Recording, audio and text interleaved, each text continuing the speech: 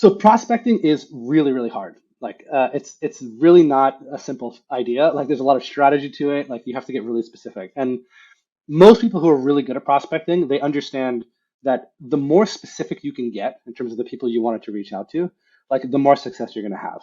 For today's episode of Coffee with Closers, I'm sitting down with Edan Krolewicz, the founder of ExactBuyer. Edan is a seasoned entrepreneur with a passion for driving innovation in the sales and marketing industry. With a background in technology and deep understanding of the importance of data, Edan has created a platform that helps businesses make informed decisions and achieve their sales and marketing goals. Today, we'll be discussing his journey, his insights on the future of AI in sales and marketing, and his tips for maximizing productivity and getting things done. So grab your coffee, sit back, and get ready to be inspired. Enjoy the show. Hey, Don, I'm super excited to have you join me for this episode of Coffee with Closers. Great to be here, man. Thanks. Yeah, most certainly. Well, I think every entrepreneur has an interesting story of how they overcame obstacles to become an entrepreneur. I'm sure you have some very similar story. I've saw several other startups that you've had, and now you're starting this, you're running this new company called ExactBuyer. Can you share with our audience a little bit about your journey of how you became an entrepreneur? Sure. Yeah. So, I mean, kind of out of college, I went to, Microsoft, big company, the mothership, and kind of learned what it was like there. And I think kind of immediately I knew I kind of wanted to be in a smaller company. I wanted to kind of get more of that like hands-on everything approach. Mm-hmm. I did, after a short stint there, I went and actually and I took some time off and I was a musician for a couple of years and just kind of did music for a while. But after that, I kind of went back into tech and thought about, what kind of small companies can I work at and how do I sort of build my experience. So I worked at some startups in the Seattle area, and then moved down to Portland to start a company called Local Market (PDX), which is basically the concept there was to help farmers market vendors sell to businesses, right? So like most of the farmers market vendors were just kind of going every day to the market, or they might have had like a small shop, but they didn't really know how to like sell online, or they didn't know how to get in front of big hotels or offices and people who might buy their products in bulk. So my idea was like, how do I help these folks sell there and basically try to get that going. And then realized, after that sort of didn't work out, that I kind of wanted to focus on something that was more purely tech focused, high Mm-hmm. margin SaaS, which is kind of what led me to start ExactBuyer after a couple stints at other data companies that I'll probably get into. Yeah, most certainly. It's kind of funny that you mentioned Seattle because I was listening to an interview with Jeff Bezos, and I think someone asked him, like, is there something about the air in Seattle that allows all these founders to build these massive tech companies in Seattle? I don't know, maybe some of our listeners might even know Outreach. I think that's also a Seattle-based Yep. company. There's a lot of Yeah. other big ones, obviously, Amazon and Microsoft being one of them, and so is Starbucks, also a Seattle-based company. So a lot Yep. of And big, Boeing big. too. Yeah. Which one? Boeing as well. This is Boeing as another. well. Yeah, there's a Yeah. lot of giants. Exactly. So somebody asked that, I think, is there like something in the air that helps you build big companies in Seattle? So obviously you founded this new company, Buyer, right? What did you see in the market that you saw there was an opportunity? Because obviously there's a large, large players. You came from ZoomInfo prior to becoming ZoomInfo. It was DiscoverOrg. You worked as a lead data engineer at that company. There's a lot of other tech-enabled data providers out there now. So with all these companies in the data space, what did you see as the gap where you thought that ExactBuyer need to be a product that filled that void? So there's two kind of main gaps that we've kind of identified that we wanted to tackle immediately. One is a lot of the data in most of these data platforms is out of date, right? So like all regardless of how big of a database you have, whether it's 100 million or 600 million, depending on the total number of unique contacts, but however large it is, you can't update that entire database every month or even every quarter, right? So anyone who says that is just like making that up. It doesn't exist. And so what do you really care about as someone who's prospecting, right? You care Mm-hmm. about making sure that that person is up to date right before I send them that message, right? That's the Mm-hmm. only time that it matters. It doesn't matter if it's 6 months before. It's just like the moment right before I send you the message. Do I know that you're actually, this title still at the company, right? And do I have your correct email address? And do I know that it's like 100% verified? Mm-hmm. So basically what I saw at companies like ZoomInfo and other companies was we were selling people lists of data and they had no idea what to do with it, right? They didn't know how to verify that data. They didn't know how to check it for accuracy. They didn't know how to sort of narrow it down to just the kind of meat and potatoes, like the people who really, really mattered, to make sure that when you started reaching out, you weren't getting crazy bounce rates and everything. So what we kind of positioned ourselves as like, we're kind of like the RevOps step after you get the list as well as the list, right? We're going to give you the list, but when we generate that list for you, we're also going to do all the verification, all of the updates, and make sure that the final thing that you get is actually the perfect list that you can then go stick into your sequence and get a great success out of, right? As opposed to having Mhm. to take that list, give it to your RevOps team or sales or marketing ops team, and they're going to do a bunch of stuff with it, dedupe it against the platform, make sure that the people are up to date, like, and then hand it back to you to stick into a prospecting platform. All those steps take so much time. We figured we could just do it all in one step and then just like create, kind of generate in real time that list for you uh, right before you send it out. So that's kind of like in terms of the data quality and thinking about efficiency and time wasted, sort of going back and forth between teams. That's kind of like the big kind of idea that we had there. Mhm. And then the second idea is, so prospecting is really, really hard. Like it's really not a simple idea. Like there's a lot of strategy to it. Like you have to get really specific. And most people who are really good at prospecting, they understand that the more specific you can get in terms of the people you wanted to reach out to, like the more success you're going to have, right? But the problem is a lot of times people don't publicly say the things that you're looking for. So for instance, let's say you wanted to find people who have built a HubSpot integration in the past. Their job title is not going to be like HubSpot integration guy, right? Like it's not going to say that just in one of those traditional filters. So how do you find these people? Well, you got to check their job descriptions. You got to check their about me. You got to check the things that they talk about on the web to identify who's this person that actually worked on the HubSpot integration. And that's kind of where ExactBuyer comes Mhm. in. Is we actually built a search engine that allows you to say, find me everyone who has worked on a HubSpot integration. And we basically go into these people's profiles, parse all the information out, and find you that list of, you know, 500 people or 1,000 people that specifically mention that they've built out a HubSpot integration. Now that list is way, way, way more targeted than just saying like, find me all the companies that use HubSpot, and like hopefully like I can find the RevOps person who works at that company. Right? It's like a different order of magnitude of specificity, which ultimately makes your campaigns a lot more effective, right? Because now you're really designing this messaging, all the creative, everything to this specific person's pain point, so that you can sort of solve their issue. So are you then data aggregator, or are you using other data sources and then basically enhancing that data with some sort of a research um, capability that your platform has to enhance that? Yeah, it's both. It's a good question. So we are aggregating data basically from every publicly available social identity that someone has, right? So if you have information on publicly on GitHub or on Stack Overflow or on LinkedIn or whatever it is, if you have public information available, we'll take all that public information, consolidate it into one place, and then extract all the specific keywords out of that. So if you mention certain things in your bio, we'll extract that information and say this is a skill that this person has, or this is a function that they have, this is an interest that they might have, right? Maybe this is what language they speak. So you can use all these like much more nuanced, much more specific types of attributes to now build a more specific list. hmm Yeah, and I think you talked a little bit earlier, like the prospecting is really hard.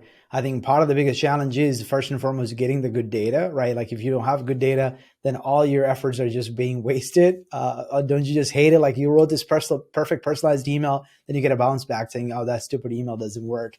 Then you're Yep. like, "I wasted. I even created a personalized video. Yes. There goes that time. I will get that back."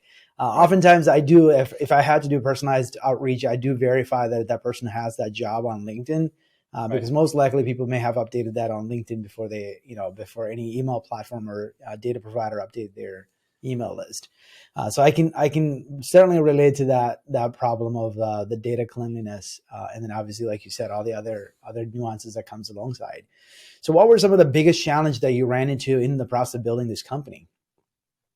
Yeah, I mean, so there's a ton of data engineering, right, issues and that go into building a super data intensive thing. So, Mm-hmm. I think the beginning was just building out the data pipelines, really understanding identity resolution to a high degree, right? Making sure that, you know, your profile, this person on LinkedIn is the same person as this person on GitHub or the same person on Stack Overflow or whatever. That's a large majority of kind of like the engineering problem, identity resolution when it comes to master data management and building these databases. Mm-hmm. Um, that's a big one. And then I think the other thing is just like really making sure, and I think this is true of all founders, like really making sure that you've identified a specific problem for a specific set of people, right? So, um, like one of the things that is really important is, for instance, like uh, when we started to think about like, okay, we're not just going to be another data provider, right? There's a million data providers. They're all kind of equal quality and they're all kind of do the same thing. And the everyone thinks about data providers kind of like airlines. It's like, they all kind of suck. And it's like, we're going to kind of deal with the one we got. So thinking about like, what is this problem that the majority of people face that there's a huge opportunity for? So as an Mm-hmm. example, we built what's called like a semantic search engine. So we built like an AI-powered semantic search engine using large language models, and we've been working on this for years. Mm-hmm. And the goal there is to say like most people who are prospecting, uh, they know a lot of people who are maybe like less tech savvy, right? There's like the Silicon Valley bubble, and there's like all the people in tech, but then there's like 90% of the market that like isn't that, right? But they're still doing sales, right? They're not. It's not just the people in Silicon Valley doing sales. So how do we help them use a platform like this, right? The biggest problem with them is they typically come into a platform like ZoomInfo or Apollo or ours, and they'll be like, I'm overwhelmed. I have all these filters. I don't know where to start. I don't know what to use. I don't know if it's keyword based or I don't know how to combine all these things, and they just don't do it, right? And then they sort of resort to their old methods, whatever it is. So we started to think like, how do you actually make it easier for people to prospect? And the reality that we saw was people know how to talk about who they want to target. Like if you just ask them, like if I just asked Mm-hmm. you, who are you going after? You could tell me in your own words. But you might not be able to learn my new platform, or you might not have the patience to come and sit and be like, okay, how do I use this new tool? So we basically thought, what is the best search paradigm that exists today? Right? What is the easiest way to search? And that's Google, right? Google owns search. And you just basically type in whatever you want in your own words, and Google gives you the best results.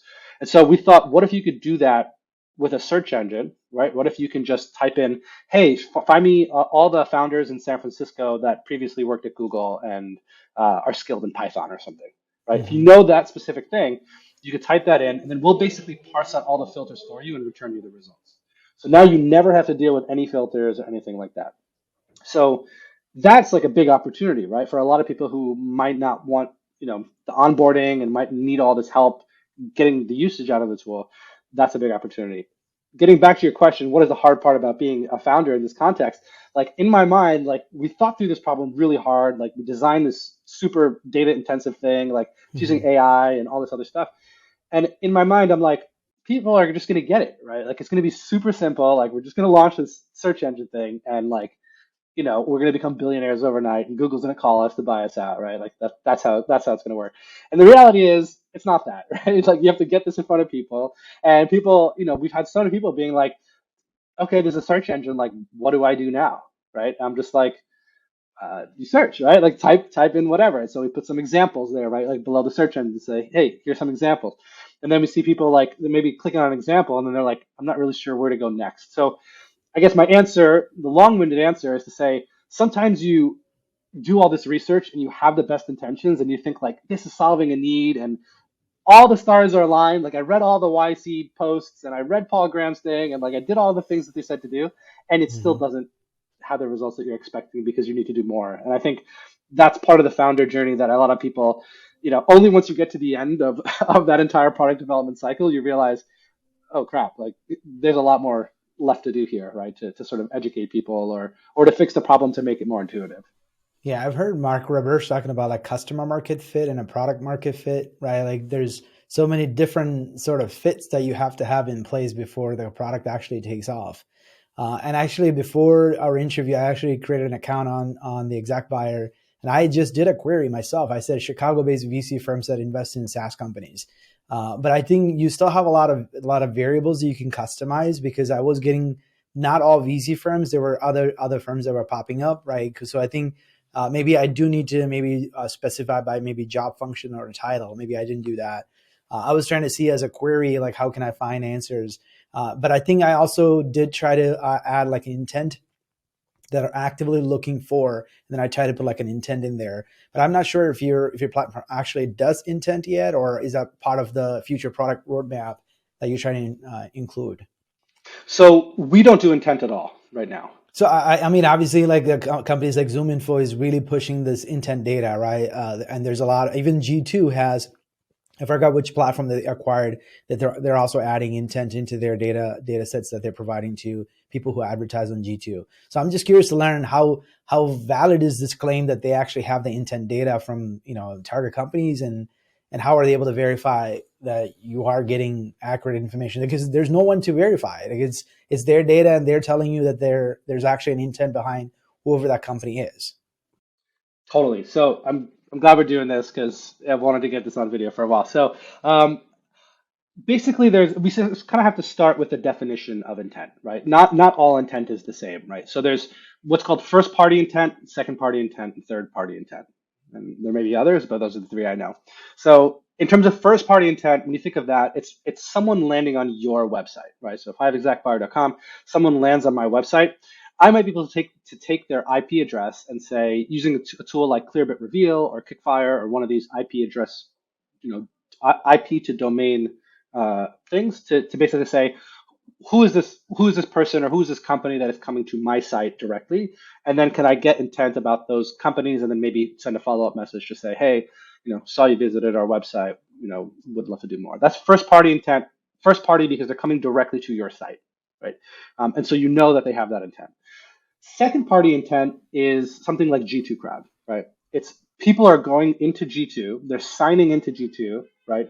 And they're giving reviews about another company, right? So G2 can tell you, because they've authenticated this person, they know that it's a valid person, and they know that they're interested in your specific solution, they can legitimately say that, hey, Edan from ExactBuyer is interested in your CRM, or is interested in whatever it is, the solution you're doing. So as it relates to first and second party intent, I think they're very valuable, super valuable. There's great players out there that I would recommend to other people, and like, go and use those.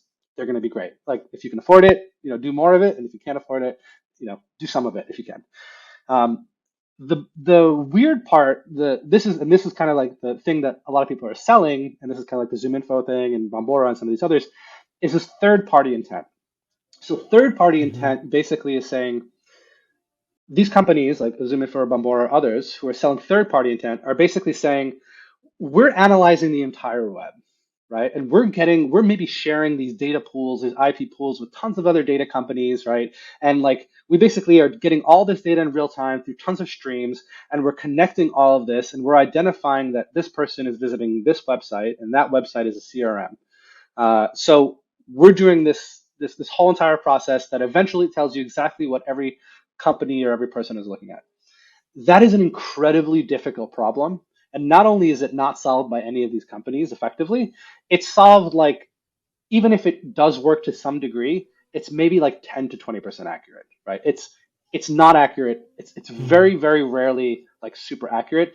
And so it's kind of like shooting in the dark. Like, yeah, you might hit every once in a while, but like, like the claim that people make about third party intent being like the super valid, like super useful thing, it's like, it just doesn't check out. And there's so many people, it's not just, don't take my word for it. Like, there's so many people, I posted about this on LinkedIn, that were like, I invested so much in intent, this did not work out for me. Like, anyone who's actually measuring this effectively is like, this doesn't work, right? Like, it's not real. Like, I've reached out to 1,000 people, and like, maybe two of them said like, oh yeah, I'm interested in this. But it's like, that's no different than flipping a coin, right? It doesn't tell you whether or not this thing actually works. It's just saying, like, it's not a statistically significant test. And so I always tell people to stay away from third party intent data, because it's not effective. And the problem is only getting worse, right? So like, when Mm-hmm. COVID happened, so typically how it worked is, people had these IP addresses, and let's say you were sitting in your office at Microsoft, right? And I visited HubSpot.com or something, and so they know that the IP address from Microsoft, the set of Microsoft IP addresses, right, are going to be all similar, right? And they're all going to be Mm-hmm. mapped to Microsoft. I can say anyone sitting in that IP band works at Microsoft. Now that everyone's at home, right, all these IPs are now residential IPs. So you have no idea if it's from Microsoft or if it's from some other company, right? So when COVID hit, like, this problem that was already super hard just got way harder, like way, way, way harder. And then all these intent data providers are like, yeah, like, we're super confident about this stuff. It's a total lie. So if you heard it from me, don't invest in intent data. Maybe it'll be there in the future, but the way that it's built right now, it's basically a waste of money. Yeah, I think if Google comes out with it and offer it to us, I think I might go give it a shot because I think Google probably has 80%, if not 90% Yeah. of the information about who's who and where they're going with Google Analytics and whatnot. And I think Adobe Analytics is probably also going to be start collecting with a lot of enterprises switching over to Adobe Analytics. They might even have big information on who's coming and where they're going. But even with first party data, it's the funniest thing. I actually seen a lot of clients, a lot of companies that I visit, they're using Clearbit, and then they greet me, but they call me Chase Morgan Stanley or Morgan Chase Bank or something like that. So I'm like, how on earth they think I'm Chase Bank and I'm not? I'm at my home IP, and so somehow Clearbit is somehow getting my IP confused with Chase Bank. So I've seen that multiple times. I know it's Clearbit because I've seen their chat bot and how they can greet you. So that's definitely even on the first party data level. Sometimes I don't think they're able to accurately invest, to reverse IP lookup and do whatnot to see if I'm actually a prospective buyer. So yeah, even with what you're describing, I think first party data might be the best, and then maybe a platform like G2 because you actually create an account and logged in, and then they may be able to verify because of your LinkedIn profile connected. But yeah, I'm with you on the third party data ways to verify who you are and maybe able to claim, oh yeah, we have the intent data of the buyer.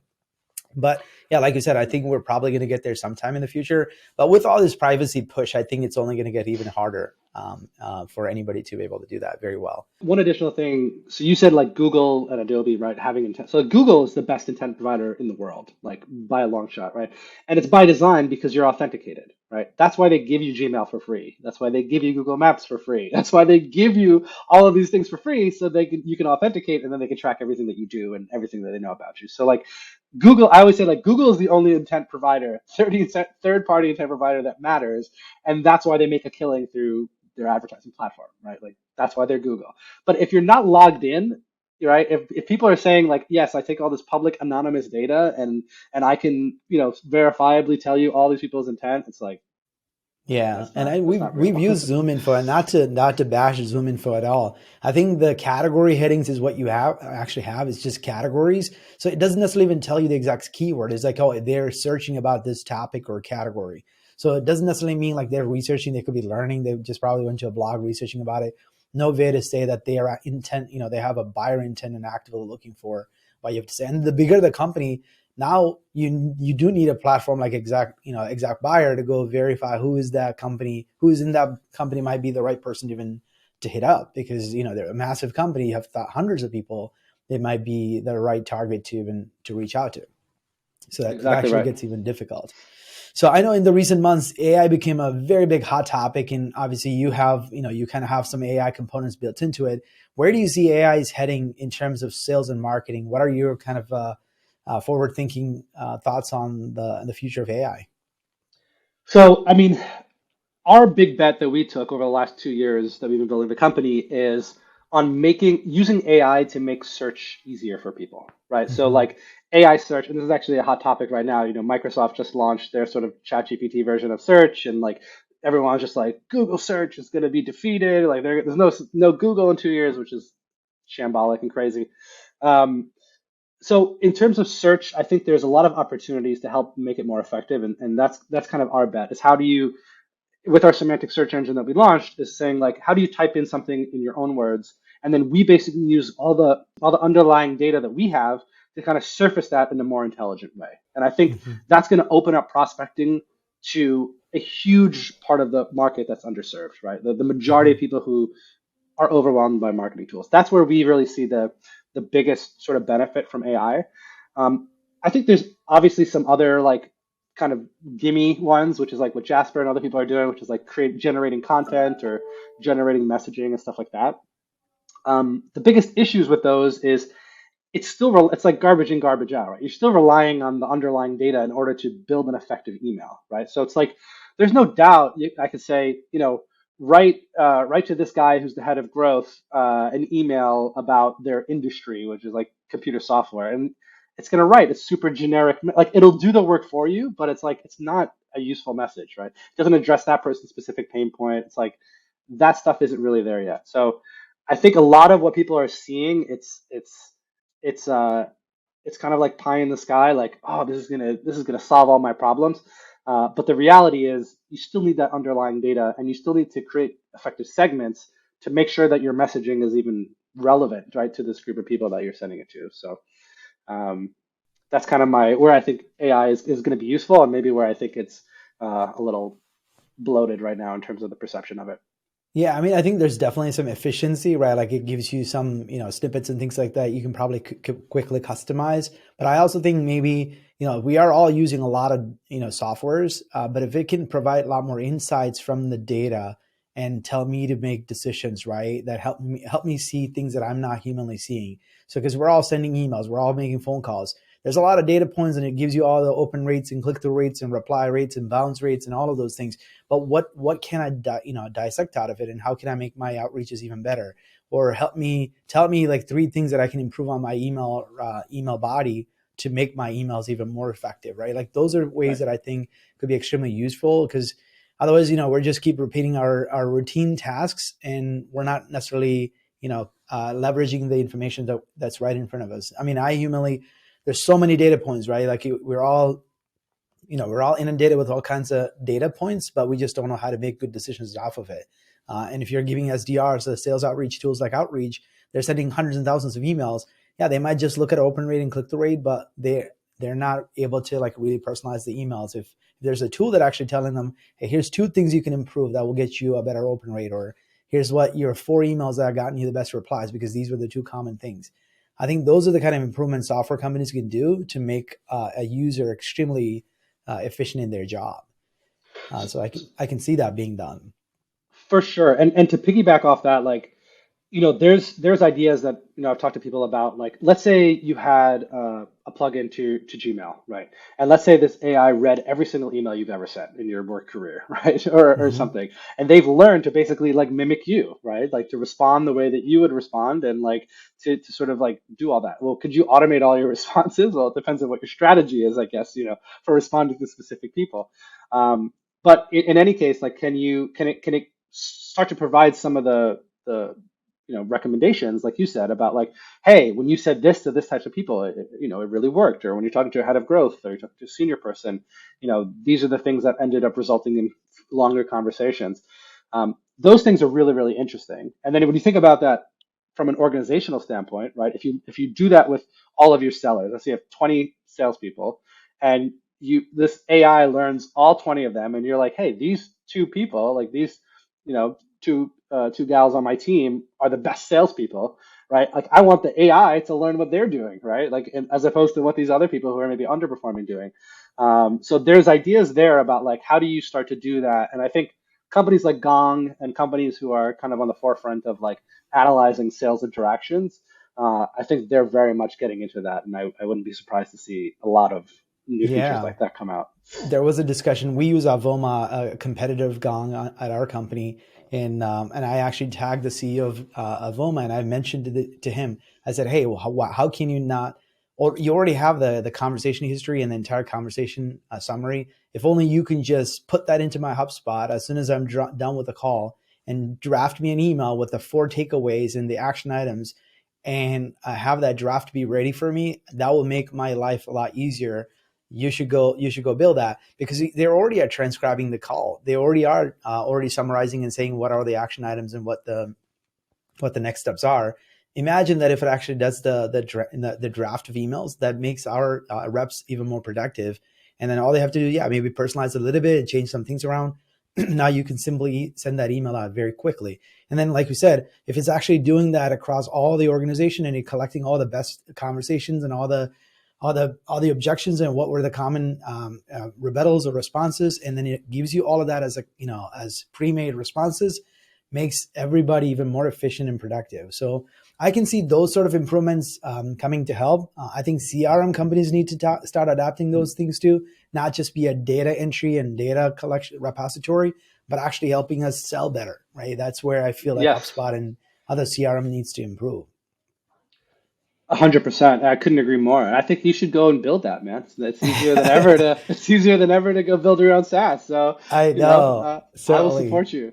Exactly. Well, there's no lack of ideas. I think we just need our listeners just to go execute on some of these ideas. I think my Amen. problem is how do I stay efficient and focused on one problem at a time, and that's where I want to kind of ask you.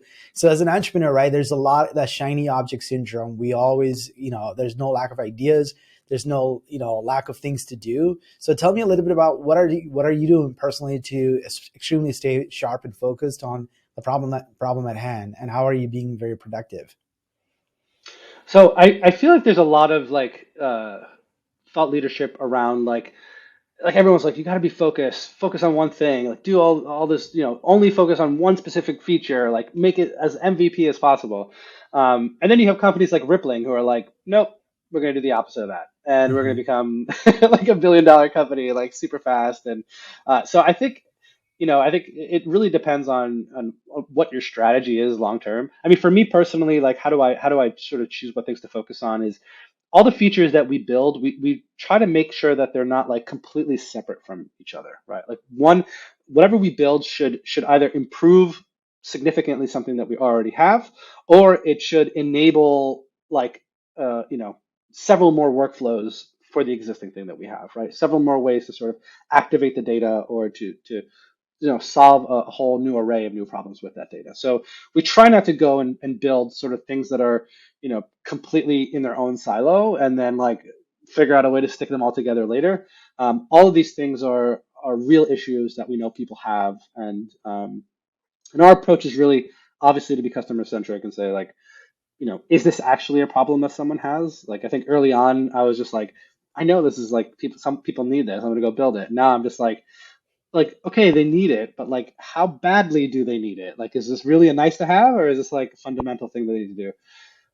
So for myself, I do a lot of just kind of reevaluating a lot of the roadmap that we have. And when I say roadmap, I use that loosely. It's not like we're not like planning out for 2 years. It's usually like about a quarter at a time. So really just trying to focus on within that quarter, um, and then just iterating and talking to customers as much as I possibly can. I think that is true. Um, and then to keep myself kind of sharp and focused, I like to play basketball. I'm a huge Blazers fan. I'm a basketball nerd. I like to nerd out on stats and argue with people on Twitter for fun. Um, and I like to keep up with music and keep that fresh and hang out with my family and stuff like that too.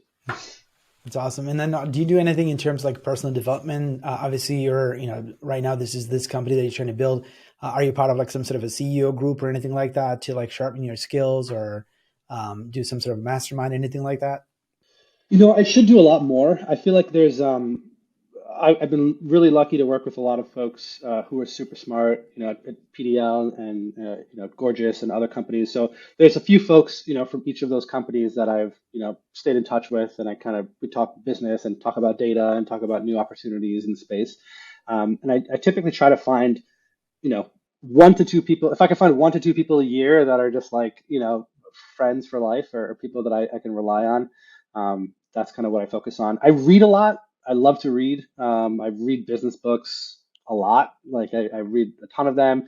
I'm constantly reading about prospecting and selling and how other people are thinking about automating them, and that gives me a lot of ideas in terms of what's been done and where I think there are opportunities. So I think it's a lot of reading personally. But I think there's so much value. And then I'm also part of some Slack groups as well, specifically around like RevOps Co-op and some of those, to get an idea of like the types of questions that people are asking, right? Like sometimes I'll just go check that every once in a while just to say like, hey, like what are the biggest problems, right? What are people actively contributing and saying that they need solved, and that gives me ideas of what is still relevant, what are the biggest problems. Can you share one of the books that you would probably recommend? I mean, obviously there's a lot of business books. So if there's one that you recently read or something, that'll be very helpful. Um, so there's one called The Art of Leadership by Michael Lopp. Um, that's awesome. That's like if you're a manager, just go read that book. Like that's the number one, in my opinion, the number one book for management. And then there's High Output Management, which everyone knows, the Andy Grove book. That's a great one too. More technical, less easy, less fun, maybe, and less easy to read than Michael Lopp. And then right now, I'm reading a pricing book, a book all about pricing, monetizing innovation. Um, it's amazing. It's by Madhavan Ramanujam, I think is how you say his name. I'm not exactly sure, but uh, it's really, really great. And it just kind of talks about like all the things that I did, which is like building a bunch of features and then figuring out how to sell them. It's like don't do that. Like actually do some market research and think about how your customers really want to sell. But I really recommend that book. I think that's especially for new founders and people thinking about building new things. Like it's so important to think about pricing not as a last step, but really as a first step because Hmm. it really does inform everything else. And I think oftentimes most founders take the opposite approach, which is to say, like let's build it, let's ship it, and get it out into the market, and then we'll figure out how to price it. I think the way that you build it will really be informed by kind of the price point that you choose and stuff like that. No, So that's a certainly. So that's a great one. one question about reading. So I do listen to a lot of audiobooks more than actually physical books. The problem with that is, yes, you hear a lot of concepts and these are like great ideas. Sometimes I take, quick Apple notes and things like that. But how are you practically remembering and executing things from the books? Because that seems to be one of my biggest struggle. Like I do listen just the inspiration and ideas, but oftentimes just taking that one nugget and actually executing off of it. That's where I do feel like I fail. So I'm sure other listeners can attest to that.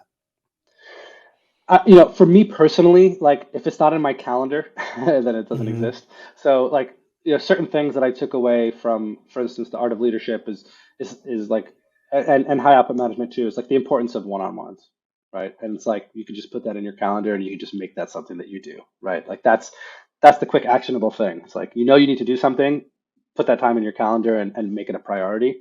For stuff like monetizing innovation, hard to do via audiobook. I also love audiobooks. I listen to a ton of audiobooks.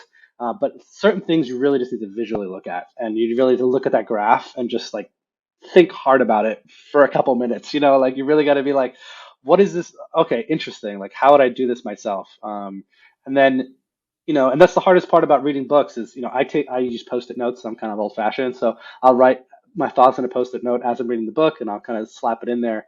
And then you got to go back in later and put time on the calendar, 2 hours to basically like let's go look at all my post-it notes and put this in Notion, and then you need another 2 hours to like let's look at that Notion doc and actually organize it. So it's a lot of work. Hmm. It's if and I'm Yeah. not saying I do it great, but it definitely is a ton of work. But once you do that, like if you do that, once you do that, I feel like you internalize it to such a degree that it makes it worthwhile if you really commit the Yeah, time. because I'm like you. I listen to a lot of books, and oftentimes I can't even remember the author's name, but I just remember reading it, right?